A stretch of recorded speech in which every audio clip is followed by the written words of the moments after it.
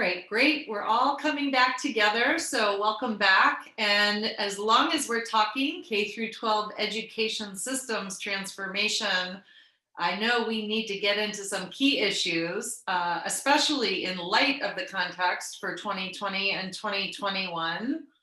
Assessment, accountability, modernizing education, educator leaders, and the workforce. So I'm so pleased to introduce Paul Leather, who served as the Deputy Commissioner for the Department of Education in New Hampshire for 8 years during the time he led New Hampshire's effort on the Innovative Assessment Pilot, IADA, approved by the federal government for his New Hampshire Performance Assessment for Competency Education.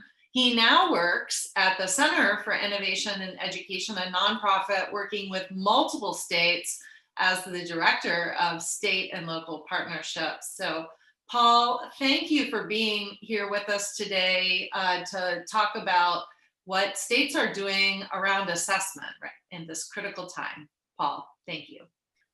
Thank you, Susan. And I'm going to share my screen.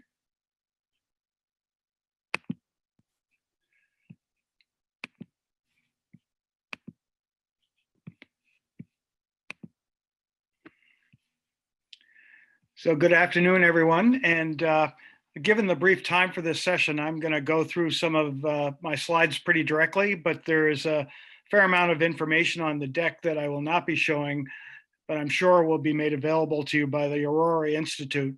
There are also a number of references on the slides, like the one here referencing the founder of our organization, Gene Wilhoit, a former state chief in Kentucky and Arkansas, and former CEO of the Chief State School Officers, where he shares his thoughts on assessment and accountability in response to the Secretary's letter for this school year. We're seeing a few things right now with respect to assessment and accountability. States are either already returning to previous assessments or plan to do so in the spring. We know that these tests will not provide information that will be comparable to assessments given either pre-COVID or likely post-COVID, so really cannot be used for accountability purposes in most ways we think about it. So the situation we're in is a little like having a car where the engine has died, but we don't really want to give up the automobile. So we, since we put a lot of work and resources into it. So since it's no longer working, we're trying to get where we want to go by still using the car. But now we are sitting in the driver's seat and asking to push us along rather than using the engine. So the obvious question that emerges from this picture is, why don't we just try another way?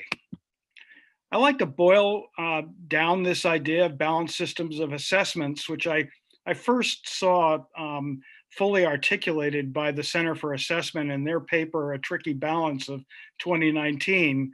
I really like to think of it as how do we rebalance the two major levels, the state federal system, which was designed as a means to evaluate the degree of equitable opportunity for students to learn across schools, and the local level in district schools in the classroom, where assessment is really more focused on seeing where students are in their learning and addressing their learning needs.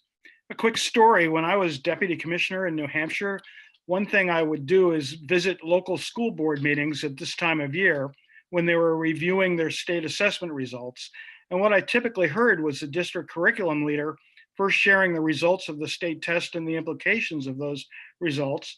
And then she would share their local assessment results and the implications of those assessments. What I was seeing were actually two levels and two systems of accountability. And it was clear that the local system was far more relevant and important to both the educators and the school board members in those meetings. As we see student-centered and competency-based learning systems emerging across the country, we're seeing certain trends. Multiple levels of assessment systems are being created that are more loosely coupled, meaning that the state test is not tied to the classroom directly or to curriculum explicitly. And we are seeing the state federal test as being given in a smaller footprint than it was in previous years. And there's the development of classroom assessments that are more performance-based. using teacher or student co-created performance tasks, portfolio defense exhibitions, and capstones, often tied to work done in the local community to meet expected outcomes defined by the local portrait of a learner or graduate. In these emerging systems, there is a growing focus on horizontal rather than vertical cohesion, and less importance placed on the state test at the top of the heap, more placed on student agency and authentic learning. This kind of a shift of balance within the system, where the local is given greater weight, greater importance, is what we are calling a rebalancing of the system. And we know that to do this, it responsibly requires greater support and trust of teachers in the classroom. So here we have a national map, and let me click on this so we can actually call it up.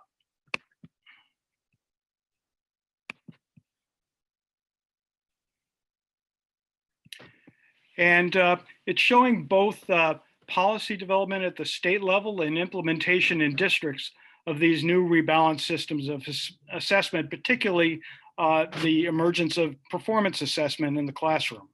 And there's a color code for the states showing how supportive they are in terms of their state policies for these new kinds of balanced systems of assessment. And the dots represent actual work. Paul, you'll just share the new screen you just popped up for us to be able to see it. We're still looking at your link. Oh, okay. I'm sorry. That's okay. Okay. Thought it was sharing. There we go. Sorry about that. There we are. Great.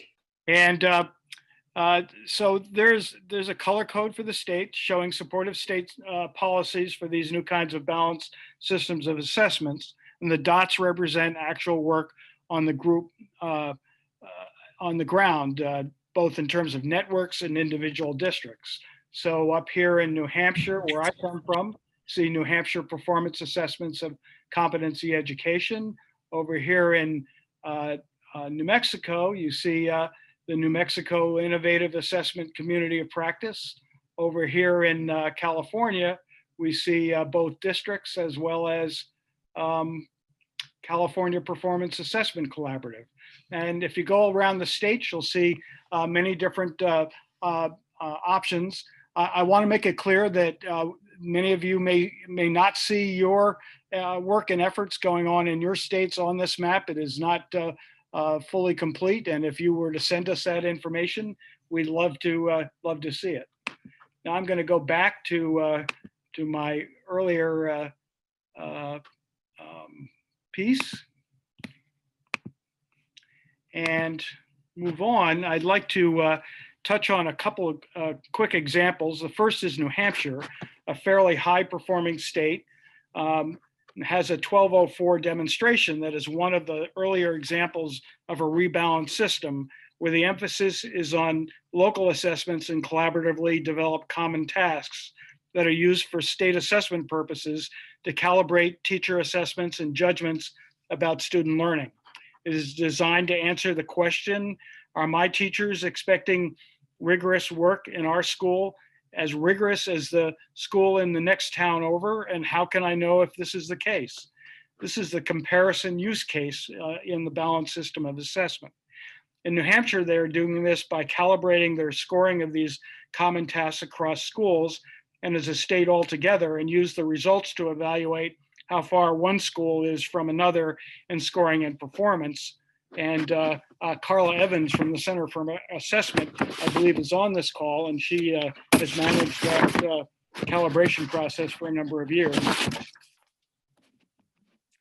like to move now to New Mexico, a relatively low-performing state over the years, where in previous years, educators really felt that the state test was essentially irrelevant to the futures of their students and the expectations of their communities, where now they have redesigned their state test to be one that takes less time and assesses fewer subjects, but is paired with a growing community of practice of districts and schools that are advancing capstone systems at the local level, directly tied to the expectations of New Mexico towns and cities, whether they are part of indigenous communities or in larger cities like Albuquerque. and emerging graduate profiles that are serving as launch pads for students looking to find meaningful career paths during and beyond school. To develop these systems, innovative leaders must find a different kind of stance of leadership in this time of complexity. The need to look at what is happening in their communities, schools, and districts, the need to probe, to ask questions. What is working? What is not working? What is emerging? What is constraining learning? Then they make sense of what they are seeing and build on what is positively emerging. These innovative leaders are also looking to hear from those students and parents that are on the margins, to hear what is working and not working for them so that they can find ways to help them persist in their education, even though there are now more obstacles than ever before due to COVID and social unrest. This expands the membership of those working together to seek solutions to new and old problems and increases the possibility for new solutions to emerge.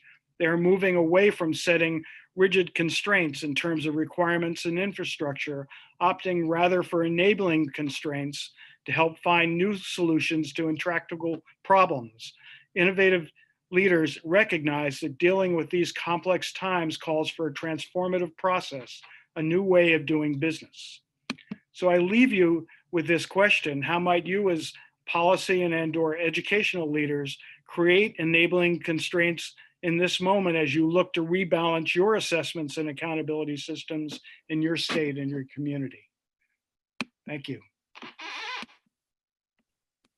Thank you so much, Paul. And I know we could dig in on this over much more time. So I appreciate that terrific overview. And I think it's nice to see how the leadership in rethinking assessments and more balanced systems assessment ties back to the ideas behind profile of a graduate and purpose and this idea of systems change too.